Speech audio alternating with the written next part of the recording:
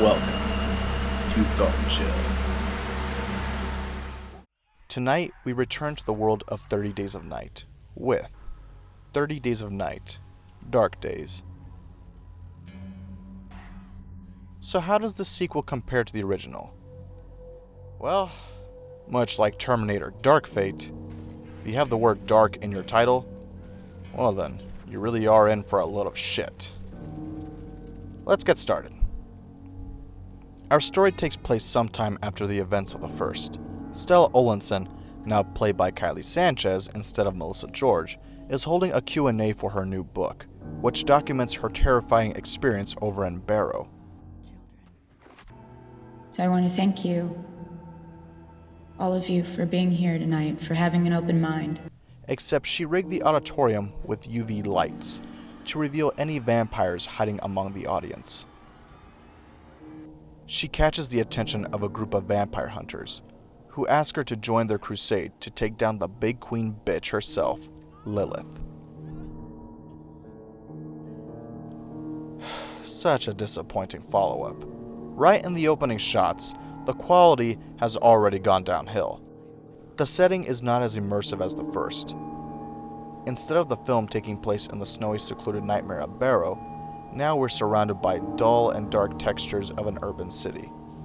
Our characters spend time in hotel rooms, dark corridors, and an abandoned ship. The vampires aren't as scary this time around either. They were creepy as shit in the first one. The design was simple but effective, but their look seems cheaper in this one. Even their fangs look cheap. The movie tries to be an action horror, but the action sequences are hard to follow.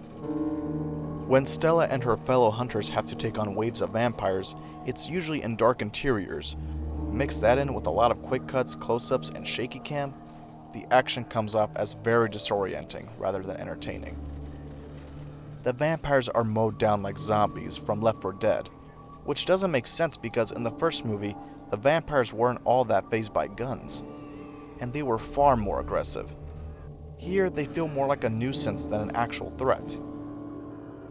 Speaking of being a threat, our group of vampire hunters claim that they've endured many battles together. You got big guns, sweetheart. We've gone into nests like this before. Yeah, this ain't our first picnic. But when you see them in action, it looks like it's their first hunt. If they're as good as they say they are, then shouldn't they have weapons that make it easier to kill vampires instead of just conventional assault rifles and shotguns? We're supposed to root for Stella and her fellow hunters, but it's hard to do that when your characters are very one-note. If I survived, I was gonna finally go home, brew myself up a nice cup of coffee. When main characters died, I said to myself, that's too bad. I hardly got to know them. 30 Days of Night, Dark Days, unfortunately does not carry any of the spirit of the original, nor does it have any redeeming qualities. Watch the first and stick to the graphic novels.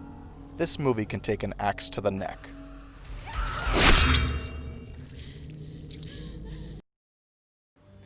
And that covers 30 Days of Night. The first one, an unforgettable, bloody, terrifying horror classic. Probably one of the best vampire movies ever made. The sequel? Who greenlit this shit? I mean, seriously, leave it to straight to DVD sequel to fuck it all up. Beggars can't be choosers. Well, aside from that, we're gonna be moving on to our next, well, it's not a franchise per se. It's actually one werewolf movie in particular that's a classic. Stay tuned for that one tomorrow.